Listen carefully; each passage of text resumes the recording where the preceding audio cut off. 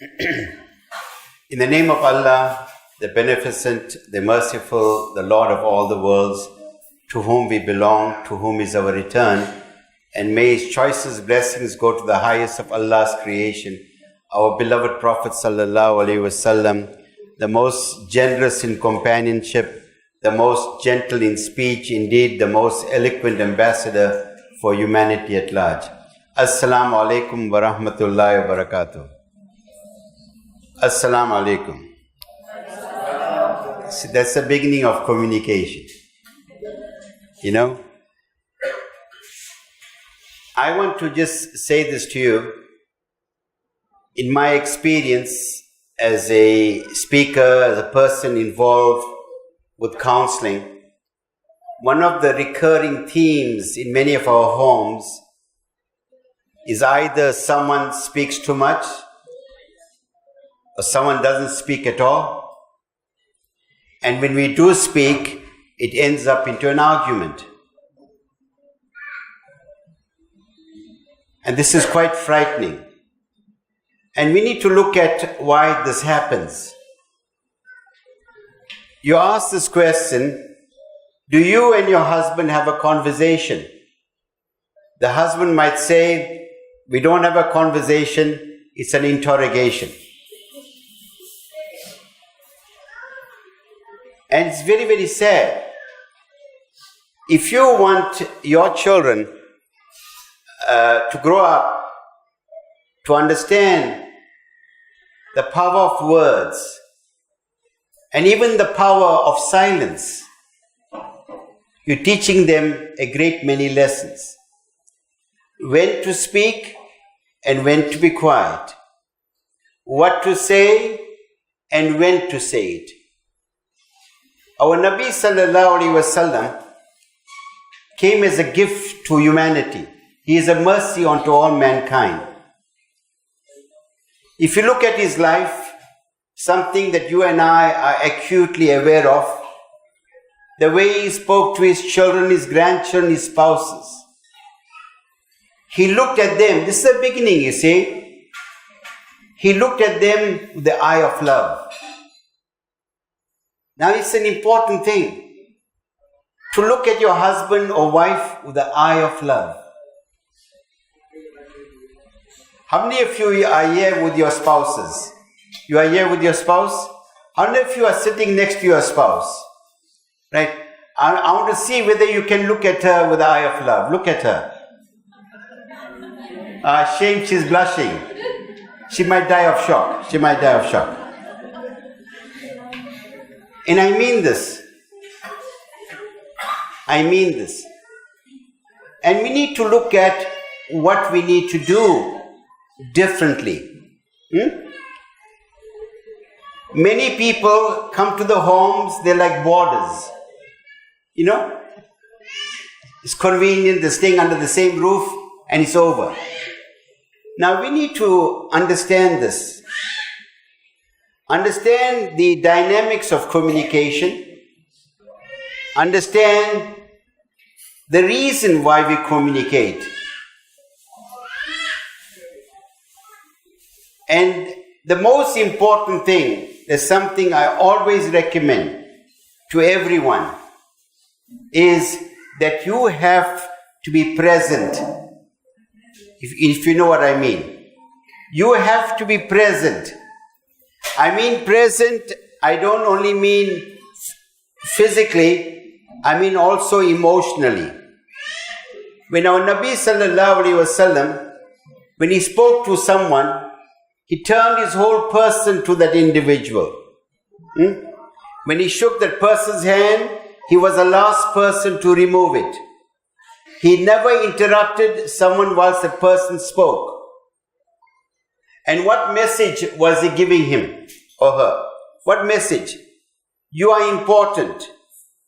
I care for you. You are a person of value. I am affirming you.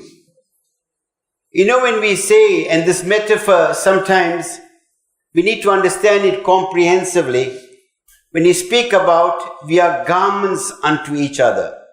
What a powerful, powerful metaphor. You can spend the whole day discussing that particular metaphor. You understand? Understand it. And I say to people, I say to everyone, I do not mind if the whole world stops talking to me. I don't mind, it's okay. I can deal with that. But if I have an issue at home, that to me is of far greater importance. The home can only become a sanctuary, a place that you want to go to when you have people that you love and people who love you. And this is an important thing. The first 3 years of marriage are the most critical 3 years in any person's life. It's a foundation where you get to know your partner. What is it that makes him laugh, makes him cry, makes her laugh? What are her sensitivities? Why is he who he is? Why? You understand? Reciprocal understanding. But the tragedy is, we want to be understood, but we do not spend time trying to understand the other. And we must try to look at ourselves to the eyeballs of the other. And the reality is that in a marital life, you are going to get hurt. How do you communicate that hurt? And if you have been the perpetrator of the hurt, how do you apologize? What do you say? You understand? These are important things. And there comes a time in your life, and it's a beautiful time, where you could be next to each other without saying anything to each other. But you are saying that I care for you, you know. I love you. I'm here with you, baby. I like it. You understand? It's beautiful. Hey? When there is this tacit understanding. But sometimes you forget that the expression of that love is fundamental. It is very, very critical. You understand? So let's look at it from the very beginning. And I want to share with you some very practical tips. Very practical tips. Okay? Say I'm at home. I'm busy, say, doing some work.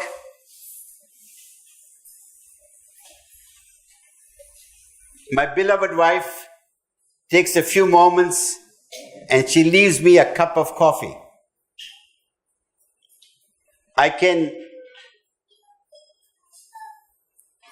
Maybe I do not acknowledge her. I may be silent. That's one way. The second way, it's even more negative. And when you say to her, I don't know why you made me this coffee. Right? Okay? You can imagine how this impacts on the person. How it impacts on your life, on your marital life. And sometimes we hurt our spouses every day of our lives. We demonize them, we humiliate them in public and in private, and we feel nothing. We feel nothing. The third way is a better way, is when you encourage a communication. We tell her, my darling, so thoughtful of you to bring this coffee. Allah bless you. I'm blessed to have you. You know what I'm saying? And that's important. It's very, very critical. It's critical for us to understand that sometimes your silence can be hurtful. Sometimes your speech can be hurtful. Sometimes the timing can be also hurtful. It's very, very important. It's very, very critical how you manage this. The dynamics of relationships. Then you get instances that you know that a particular topic is problematic, that my wife and I have divergent viewpoints, completely opposite, and it often leads to a heated argument, but you constantly have the same argument. You are an idiot. What you are? An idiot. I'll never tell that to my wife. I never use those words. You understand what I'm saying to you? So you got to be conscious. You see what happens to us? We are very preoccupied. We arrogate to us, ourselves, as if we are the most important person in the world. And my wife is blessed. My Shushi Babalina, doll. You blessed to marry me, doll. You understand? Right? You come home. Well, I worked so hard to feed you, to clothe you, to look after you. You respect me, baby. You understand? Therefore, it's important to have a reciprocal understanding. Therefore, in the first 3 years of marriage, clear out your expectations. Ask the question, are you an affectionate person? How would you like me to show you affection? If you and I have a disagreement, how would you like me to deal with it? If I have been a cause of hurt to you, what would you like me to do? You understand? Sometimes we assume that we know these things. Now, every person is unique. What might work in one home may not work in another home. I saw an interesting video clip the other day. It says generally, if you ask the sisters, what kind of man make you happy? And he says that when the woman shared those descriptors, then that person says to them, you're not looking for a man, you're looking for a woman. Right? Because they say, I want a man who is nurturing, who is caring, who is loving. You understand? I'm not saying we cannot be like that. Our Nabi sallallahu alayhi wasallam was like that. It's something that we can learn. But what you got to understand, we do not see the world as it is, but as we are. We are products of life experiences. No one is born to make another person unhappy. No one says, okay, let me see how I can make my wife's life miserable today. You understand what I'm saying to you? Some of them do not know. Some of them do not know. Right? So what do we need to do? How can we create a culture of understanding? You know how we can create it? That every time there is an issue that needs to be resolved, resolve it. Focus on the issue. You still love the person, but you tell the person, I have an issue. Something, I misunderstood you. Do not be judgmental. This is what happened today. I'm not too sure whether you are aware of what you said. You said this. You understand? Be open. Do not come there in a judgmental way. Do not come there in a harsh way. Do not come there like you're having an argument. People get a shock of their life when I tell them that it's very seldom. I'm married for 35 years. I'm happily married and my wife is also happily married to me, hopefully. Right? I'm married for 35 years and in those 35 years,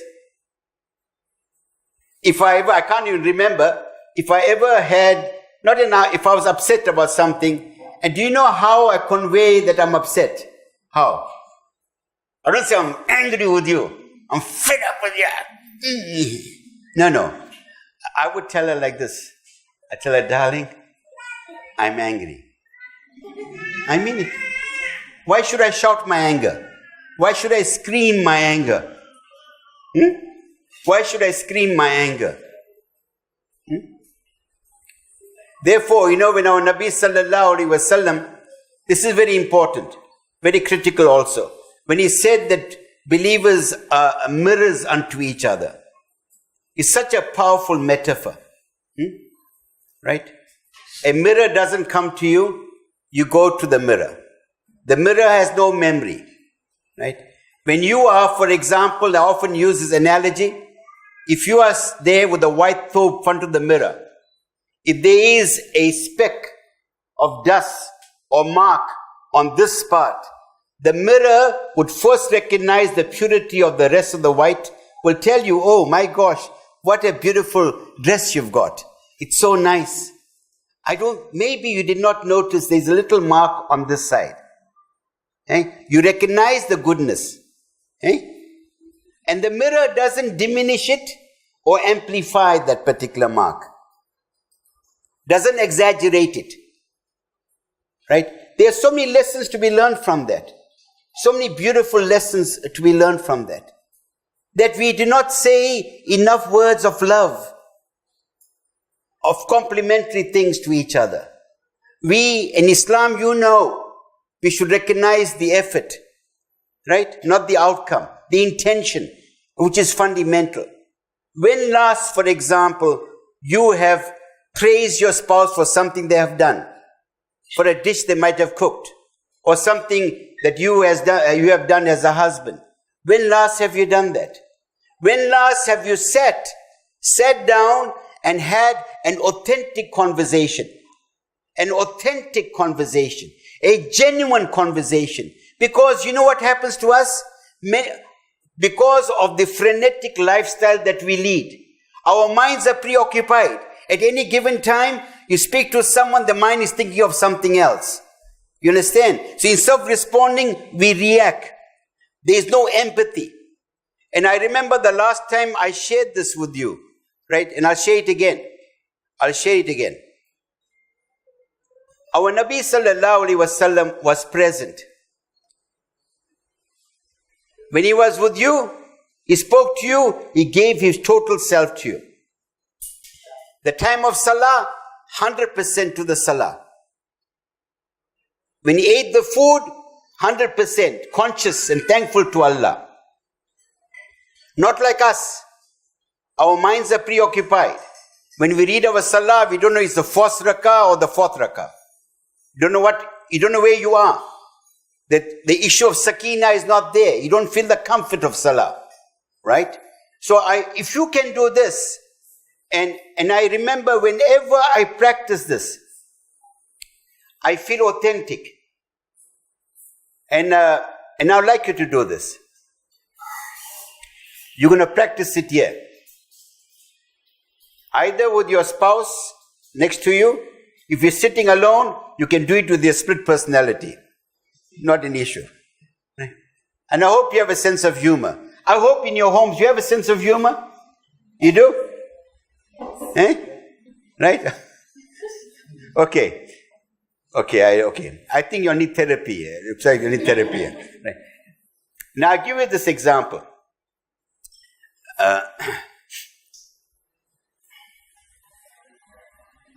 Do you think, my question to you,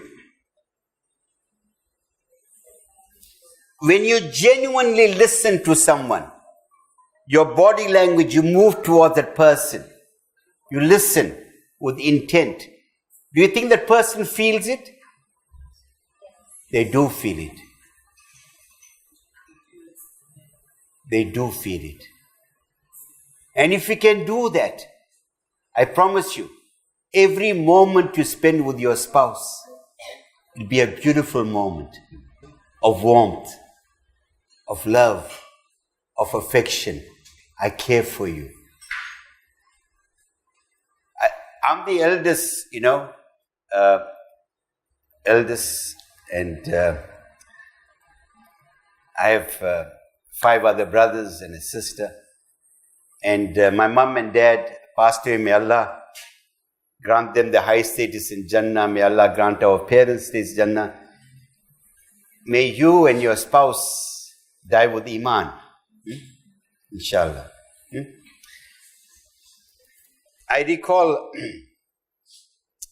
I went to see my younger brother, who was a imam in a small town called Poshepsin. It's about 1 hour, 10 minutes from Durban. So anyway, I said, I hug the people I love, my brothers and all that. And I said, I lifted my hand. I said, Ya Allah, today, when I meet my brother, I want it to be unlike any other meeting. Unlike any other meeting. I want to penetrate his heart. I want him to know that I love him. I care for him. How often you ask the question sometimes to your spouse, how was your day? You don't listen to the answer. Like it's become mechanical, like you find like when you are in the UK, they say, jolly good day today, Oh, lovely day. Yes, of course it is a lovely day, right? And it's very like pleasantry, talking about the weather. So anyway, I went there. I went to the office. I gave my brother a hug. And please listen to me attentively because I'm going to make you do it here. Right? I gave my brother a hug. I sat opposite him. And I was 100% focused on him. 100% focused on him. After 2 minutes, he started crying. He gave me a hug. He said to me, Idris, my brother, of all the years you and I spoke, nothing touched me more than what happened now. What did you do differently? Let me tell you what I did differently. I first sought Allah's guidance. And when I was sitting behind the desk, I looked him in the eye. I said, Assalamu alaikum, Imran. How are you, my beloved brother? And I was waiting for his answer. I said, Ya Allah forbid, if he was in pain, if he doesn't share it with me. He said to me, Idris, I'm very well. Asked him, how is the family? How is the wife? How are your kids? Right? Just a few questions. He got up and he gave me a hug. Because it was authentic. You know what I'm saying to you? We must learn. Communication has to be authentic. It has to be from the heart. It has to be clear. It's fundamental. Right? Because in the end, society would forget you. But with your family, they leave an indelible impression. They know you better than anyone else. Allah forbid, the day you die, where the family asks you, you are waxing lyrical about my father and my mother, tell me about them. I do not know them. I do not know them. I do not know the person you're talking about. And I say, the crucible or the acid test is about how you are at home. What you communicate. What do you say? Are you present? Do you acknowledge? Are you thankful for the food you get? Do you express your love? Do you ask questions with the intention of listening? So I want to recommend 3 things that I feel you should do. Right? 3 things. Number 1, you and your spouse need to develop a family routine. Together. A family routine. Right? And in that routine, it'll also be me time. In that routine, where you give yourself space, away from the kids, uninterrupted, half an hour of conversation. Where you share your day, where you share your anxiety. Would it not be tragic that you cannot share your anxiety with the person that's supposed to be a pillar? The institution of marriage transcends life. It goes beyond life. It goes beyond life. And I'll tell you this, for me, there are days you and I know that our days are going to be tough. They're going to be challenging. Because of the nature of my work I do, helping people with the problems, some days are tougher than other days. Some days I see more people than I should. So I come home with a heavy chest. Very heavy chest. What do I want? I want someone to be supportive of me. I just need to tell my beloved wife, darling, my baby, my shusha babbalina, I call her shusha babbalina, my doll hazard. You all do that to your spouses? Try it with your wife. Come do it now. Do it. I like it. Right? And I just have to tell her, tell her, baby, I had a tough day. It is so comforting. She holds me. She says, I'm here. I know the work you do. I support you. Be okay. Is there anything you talk to me about? I feel relieved. Isn't it? I feel relieved. Why do you think today companies are doing parenting and marriage programs? Because they realize when people got peace at home, they can unleash the potential. Sit together and develop a routine, right? And a part of the routine is this, where you ask the question, how was your day? How was your day? Ask the question, right? Ask the question. You see, men and women are different, right? On average, the studies have shown a man speaks 12,500 words a day. A woman, my beloved sister, 25,000 words a day. Right?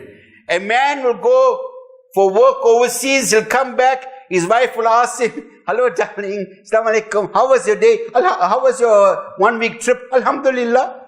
Right? But you ask the wife, how was your day? 25,000 words are coming, brother. Right? And you need to understand, for her, for the woman, it is romantic that her husband listens to her without interruption. Now we are trying to look for a structure. Where she's going with this? We want to find a solution to it. You know what I mean? Am I right or wrong, sisters? Hey? Yes? Yes. Don't be shy. Right? Yes. Yeah, tell your husband yes, right? Right. Oh, okay. I say, now I know. Right? So what happens is this, but on the other extreme, men are like this. They go out, they have a frenetic day, they come back, they want peace and quiet. Don't want to speak to nobody. Kids must be off to sleep, I don't want to know about them. Right? So this idea of routine is important. And you should get your children to be part of this routine. They say a family that eats together, plays together, prays together, stays together. Sometimes it is so hurtful. I mean it. So hurtful. She says, some women tell me that I got to second guess what my husband is thinking. He comes home, we don't talk at all. I have no idea how was his day, whether he enjoys the food or not. I just got to guess. I mean, it's tragic. It's tragic. I know of people, for example, who go on a holiday with their spouses. They may be in a car driving for 500 miles or whatever it is, but they don't speak to each other. You understand? They don't speak to each other. Right? I'm not saying you got to speak throughout now. You know what I mean? Right?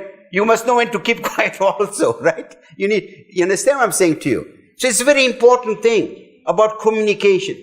And part of the communication is this. It is through speech you can inspire your partner. It is through your speech and through your conduct you can heal your partner. You can forgive your partner. And forgiveness is a very important thing. That you're going to get hurt, it's going to happen. Forgiveness is important. One of the ironies is this. We all search for Laylatul Qadr, right? We lift up our hands, say, Ya Allah, forgive me. Ya Allah, forgive me. Ya Allah, forgive me. Yet in our own hearts of hearts, there are people that have hurt you, you don't want to forgive. Words of forgiveness, words of encouragement, words of support. This is what you want to hear. I tell my beloved wife, my Shusha Bablina, I tell her, darling, I tell her, in public you must praise me. When people say good things about me, you must say, I'm blessed. What a man. What a man. And I say at home, you can chastise me. It's okay. But in public you must say, what a man. Because sadly, we make our issues into public areas. You understand? We say those things. We demean people. So the whole issue of routine is very, very important. Very, very critical. The second thing that is also important, part of communication, is this. It is said sometimes that people are married for many years. And then, in the twilight years of their life, one of them might say, we are married for 45 years, 50 years. It's a pity my husband doesn't know what I like. He's never asked me. And then you regret, perhaps I should have told him. You understand? These are important things. Is getting to know the uniqueness of the other. Is how? Through speech, through listening, and through observation. It's fundamental. And I can tell you something.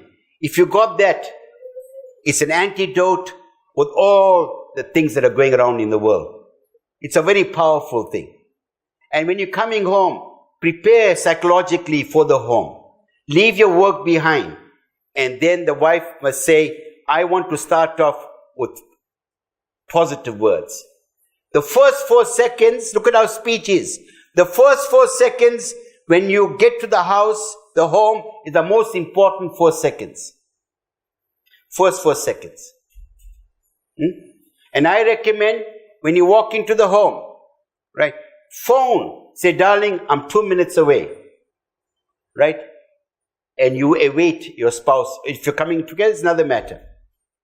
And as your spouse comes in, give him a hug at the door. A nice hug. Let your children see that. Let your children see that. Because you're teaching them about the institution of marriage. You're teaching them about how to express your love. Was our Nabi sallallahu alayhi wasallam romantic or not? Well, in fact, I mentioned the last time, I'm planning to write a book on that. Nabi sallallahu alayhi wasallam, the romantic prophet. He was very romantic. Very, very romantic. Right? Now, there are many lessons. We'll talk about that in a moment. So what I'm saying to you, those 4 seconds, where the wife must say, I don't want to say anything negative when I meet with him. There's a time and place for it. I want to meet him with love. The husband must say, when I come home, I want to meet her with love. If that doesn't happen, the rest of the evening is finished. Right or wrong? That's true, right? Right. The next important thing, right? We spoke about a routine.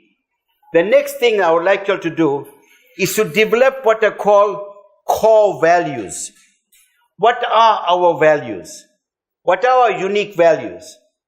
You can say our unique values are the following, for example. There are many. You can decide what you want.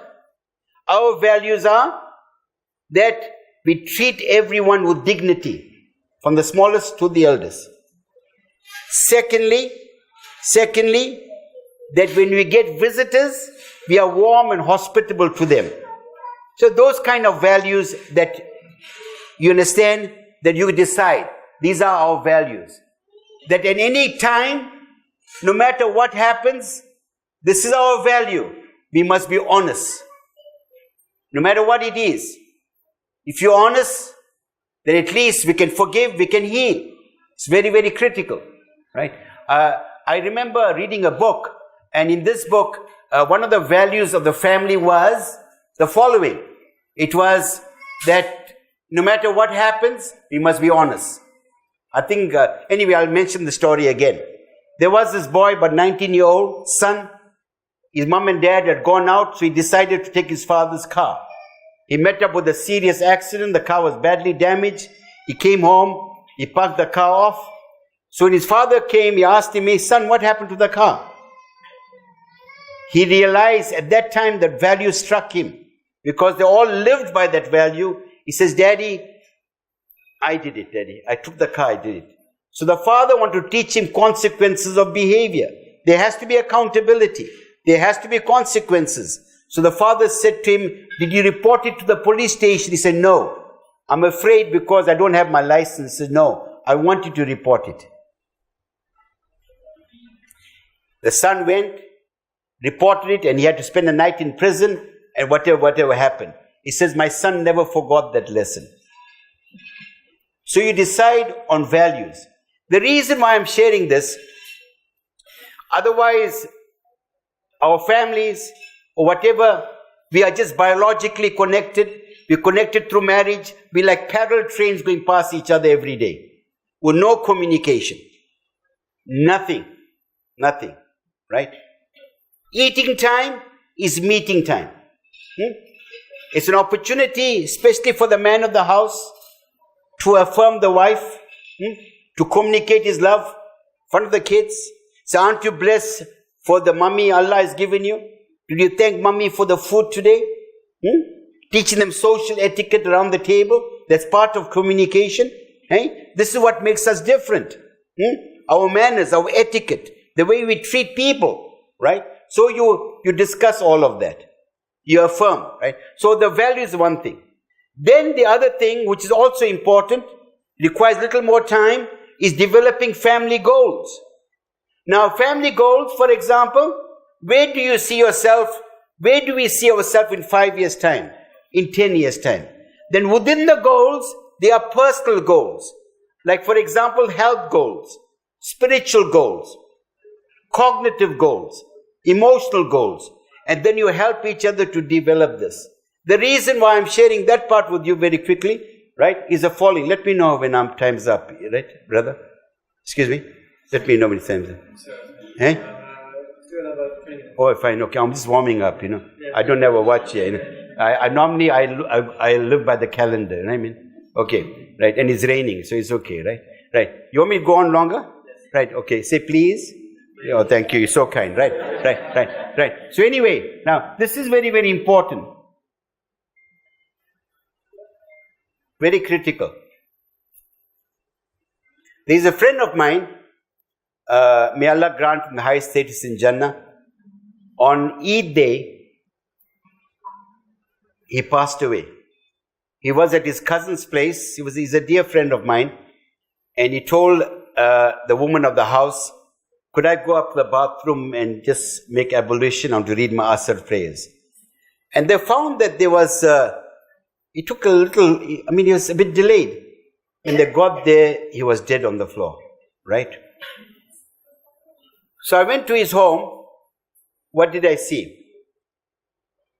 His beloved mother, who is in the 80s, late 80s, uncontrollable tears. I meet the wife, whom I know, uncontrollable tears. Because their son saw me like a father figure, they all hugged me for comfort. One story. He's a doctor.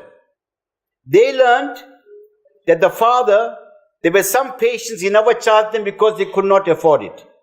He charged them according to what they could afford. They are also crying for him.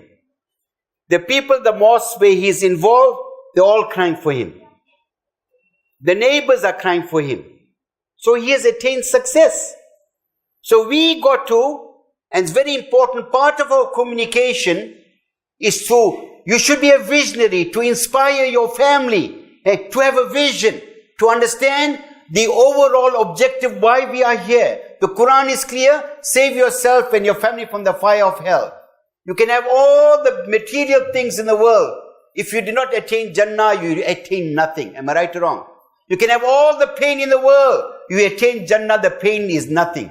You understand what I'm saying to you? So it's very, very important, very, very critical to understand how do you define success.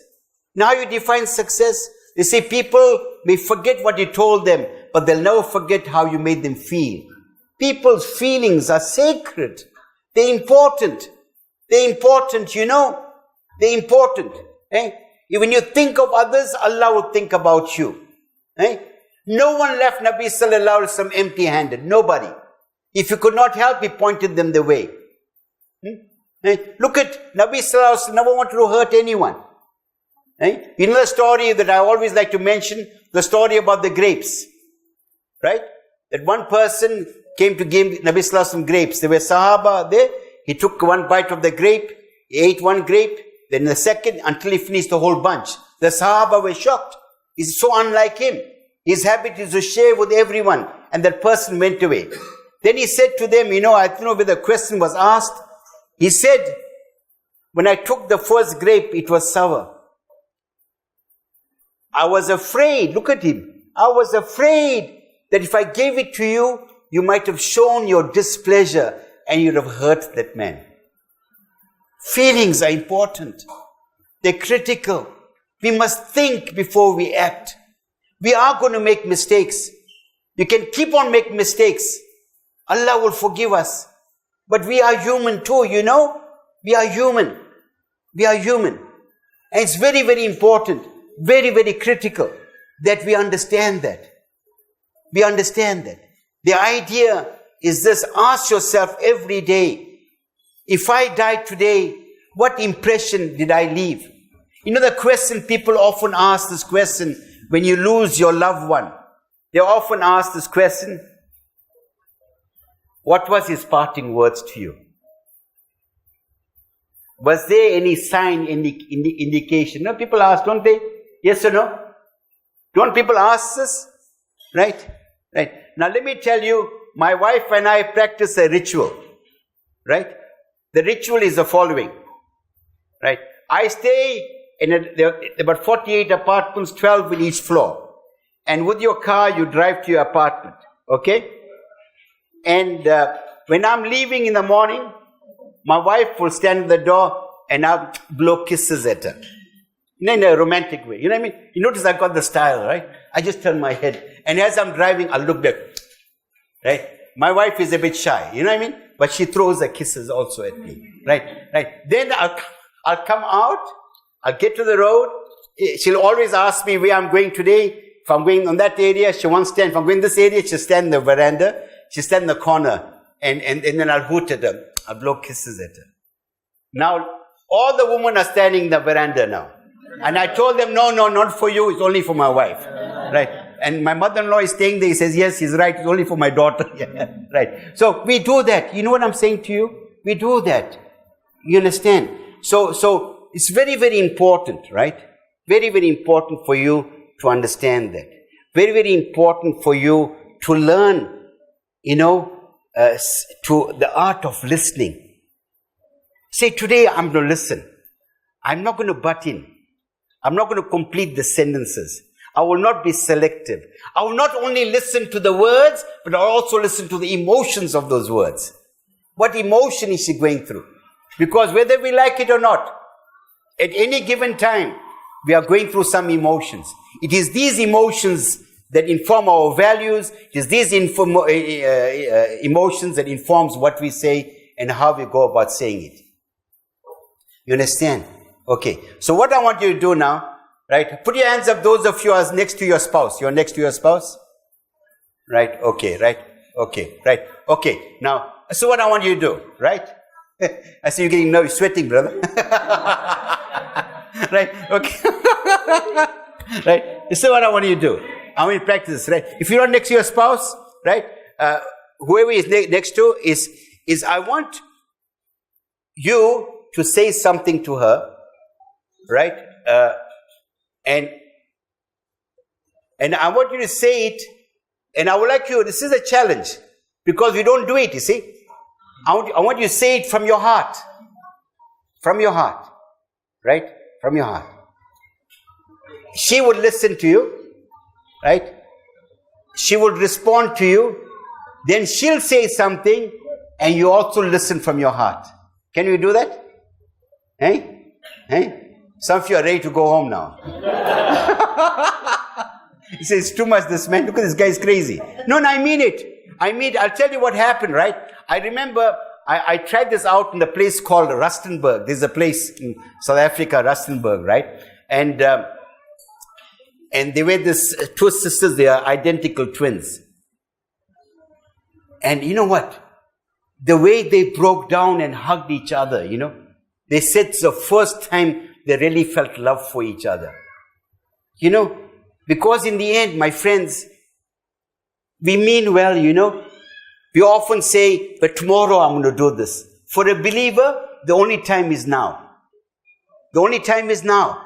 It's not tomorrow.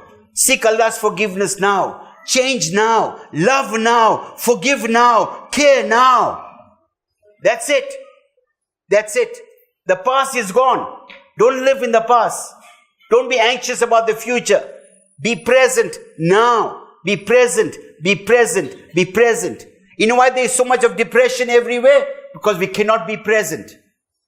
We cannot be present.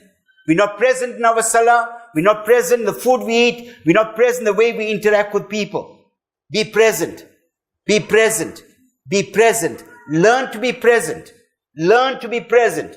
It makes a big difference. You'll find every interaction. There are so many examples I can share with you. So many examples. I will not forget when I was a headmaster of one school, right? A headmaster. One man, you can sit here, right? One man he's a very busy guy, this guy, right? He's involved in the community, right? He comes there to the school and he comes to me. He says, you know what? I was thinking about you. I just came here to convey my salams to you. And I started crying. I could feel his sincerity. I could feel his warmth. I said, Allah bless you. Allah look after you. You can feel it. You can feel it. We are so discerning.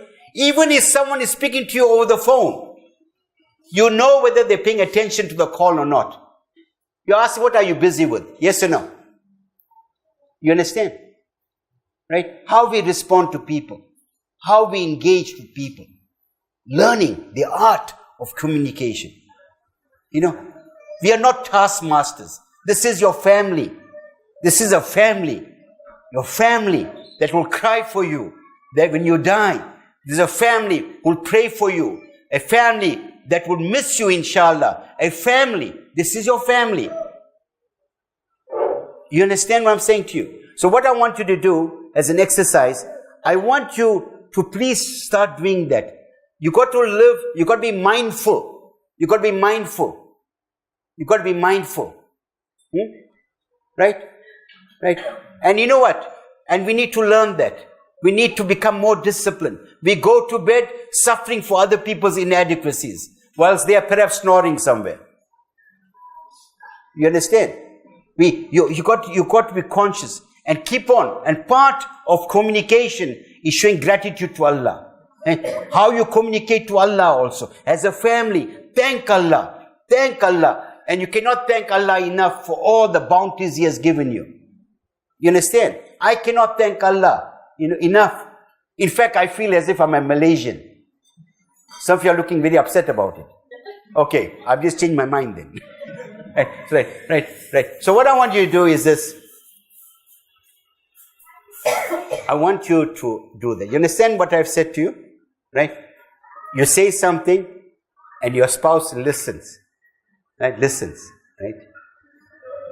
And would respond to what you have said first. You see, is one thing when someone says something nice to you. But it's also very important how you respond to it. It mustn't be, he says, you know what? Oh, if I tell this to my wife here, she'll put me off. Right? Now you got to ask, this is a very important thing, right? Before I forget this also, right? Sometimes you say that my spouse doesn't tell me everything. Doesn't tell me everything. You got to ask yourself why. Why? Was there a time in the marital life when he shared something and instead of you responding with empathy and understanding, you ended off reprimanding him? Do you know, I know of people, they visit their own mother and father behind the back of their wife. Can you believe it? Because that wife gets agitated. You understand? So I think it's very important when the Quran says, save yourself and your family from the fire of hell. If you have a husband or a wife that is doing great things, showing filial gratitude, showing love to the parents, you must thank Allah for that. You understand? So I'm giving you all about 5 minutes, right? Are you ready for that? Right? Are you ready? Are you ready for that? Right? Do you know what to do? All of you know, right? All of you know. If you're sitting alone, speak to your multiple personalities. Right? If you're Right? If you're sitting alone, speak to your, split personality. I want you to do that. Start to do that. Because this is Nabi Sallallahu Alaihi Wasallam. He was present. He was present. Okay. Right. Bismillah. Do that. Come on. Yeah. Okay. I'm sorry to disturb you. It's so authentic. I can see it. It's too authentic. Are you done? No? Okay. Right. Let's see. See, I need volunteers, right? Which two individuals want to share the experience? And if you found something different in it. How many of you found something different? No one. I think I need to come for remedial classes here. Now tell me, I want to know, how many of you found there was something different? If you did it properly, would have been different. If you did it properly, it would have been different. You understand what I'm saying to you? Right? If you say now, oh, it's raining. This is a mundane topic, right? You're not going to get moved. He says, yes, you sure, darling. Rain. You understand? Right? But anyway, I would like, there must be someone, could be anyone, mother, child, it could be a couple, it could be friends, whatever, who would like to share the experience now? Please. And the reason why I want you to share the experience is so that you inspire other people. It's not that, is that your husband? Yeah, I could see she's looking at you so much of love, Yeah. When last year he told you he loves you? How many years ago? Anyway, you tell her, I love you, darling. Oh, there's it. That's so nice. So nice. You cannot say enough of these things, right? So anyway, I really hope and pray. I've got a few more points here. It's pray that, inshallah, that you learn to connect, you see. You've got to help each other to connect. Help. Sometimes, they say we do not see the world as it is, but as we are. We are products of life experiences. You know what I'm saying to you? You might have grown up in a home where your parents never showed that love. Maybe showed in different ways. But the expression of love is a very critical thing. The articulation of it. You might have grown up at home where these things were not shared. You understand? You never experienced it. You never got that particular kind of love. We need to understand that. Have that particular perspective. Try to understand your partner. Let them also try to understand you. Okay? Because remember this. If you do not express or communicate with your partner, sadly, the only time you're going to communicate is with the tears of regret when they're gone. I always say, and I've said this before, it's better to give a living person, a rose than laying a wreath on the grave. Tears of regret. Every day. Tears. Uncontrollable tears. I recall this very, very emotional funeral, as it were. One of my friends phoned me. He said to me, Idris, my ex-wife has passed away. I want you to give her dignity. I want you to be there. So, at midnight, we buried her. There were only 6 of us there. Midnight. Her biological son was there, about 21, 22 years old. He worked so hard in filling the grave, crying, filling the grave. And the thought struck me. Is he saying, Ya Allah, I was not there when my mother was around. But I'm here now.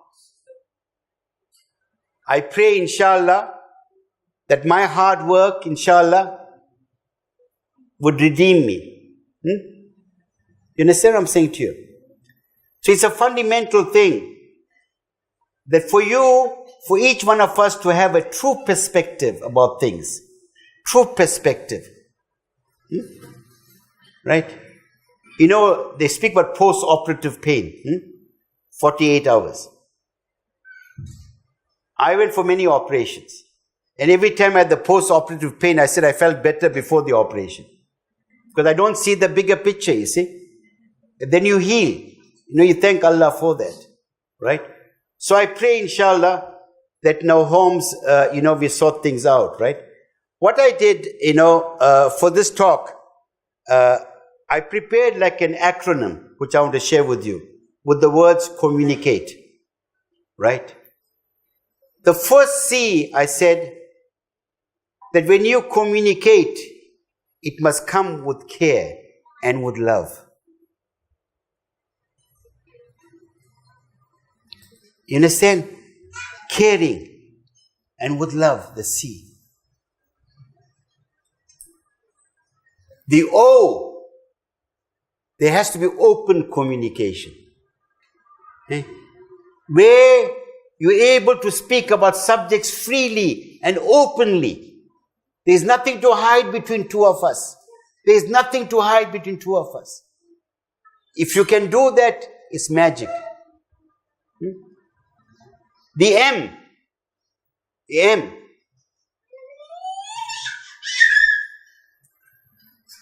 See, the child knows how to communicate.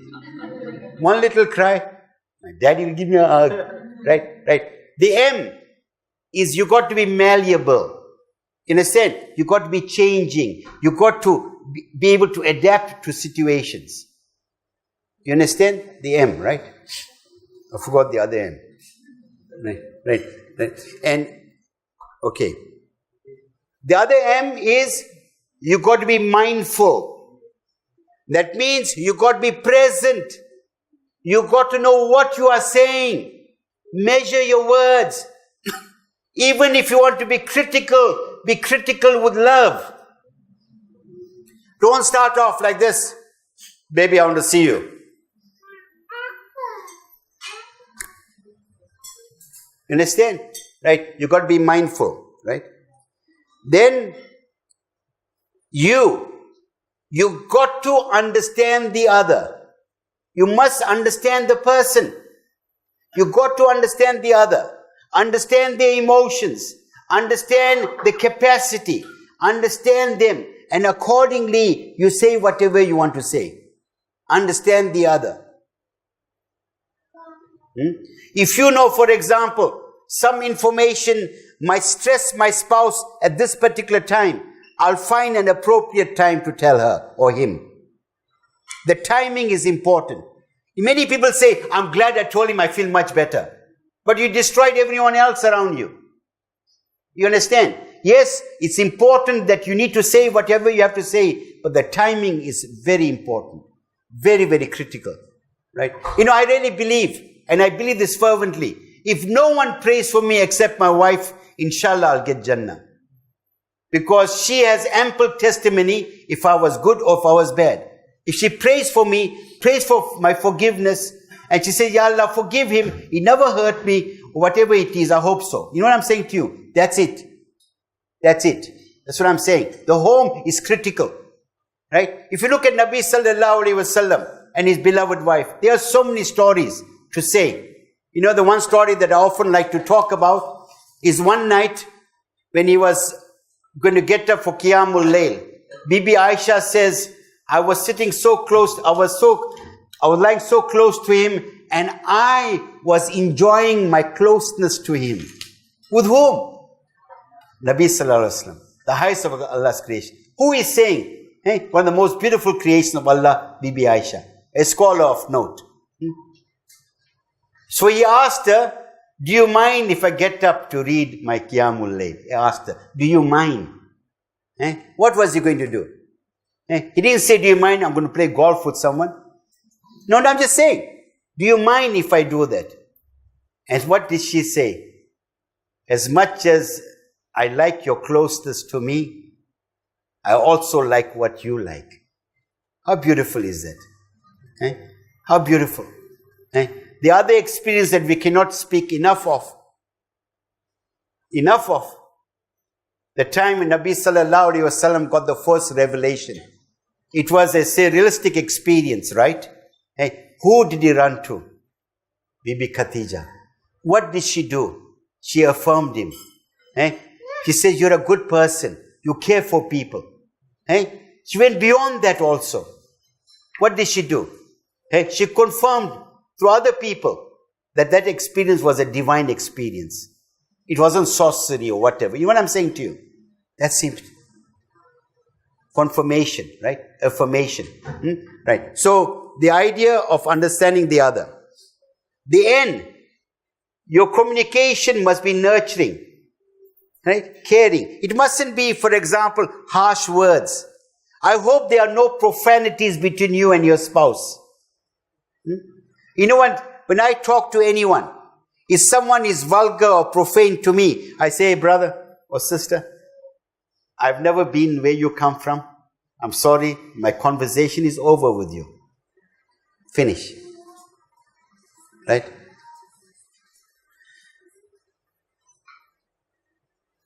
The I, inspiring confidence in the other.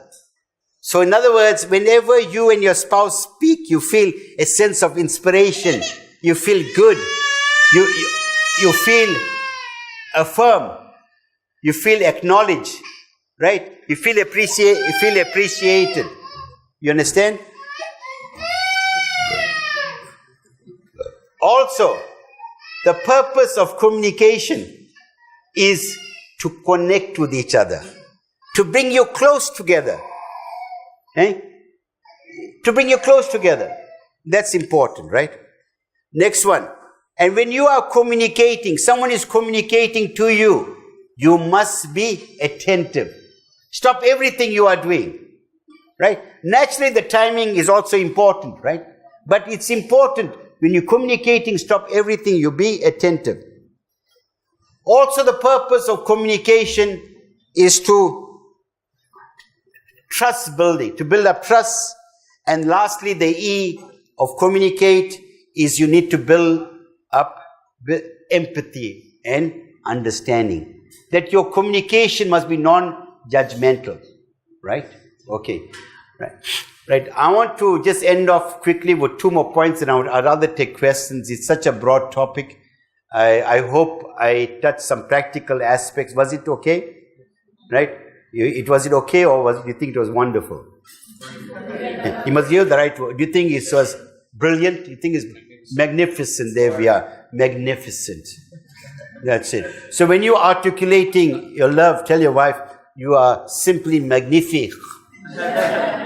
You are beautiful. You're not superfluous, you know. Your pulchrinous beauty surpasses anything the eye or the mind can imagine. Right? Okay. The last 2 things, very quickly. Remember this. If your self-esteem is low, if you got low self-esteem, then you are suspicious. If your husband tells you, hey darling, how's it? I like it. Right? She said, well, why is he saying this? You know what I mean? You are suspicious. So it's very, very important to develop your own self-esteem. Find out why it is low. Right? Self-esteem is very important. Self-esteem is to recognize your own uniqueness. Right? Understand that. Because in life, if you got high self-esteem, you only take responsibility for things that are under your control. If you got low self-esteem, you're going to speculate. You cannot effect change or embrace change. You cannot have a vision. You have what you call a blame syndrome, blaming everyone. Okay? So, right, that's one.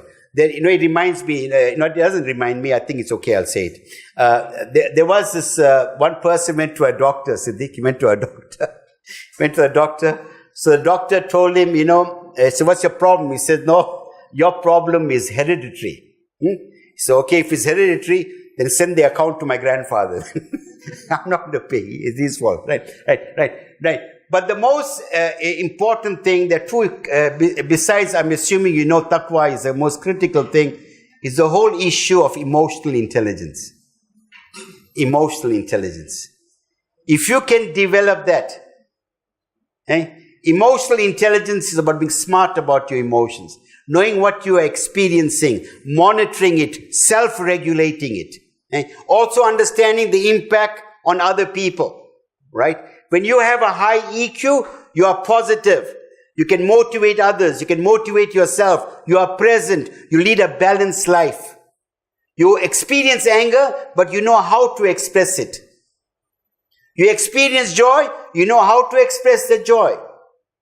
You need to say something, you say it. You get the timing right. When you got a high EQ, when you and your spouse has a problem, you never say, I don't know why I married you. You don't suffer from emotional meltdown.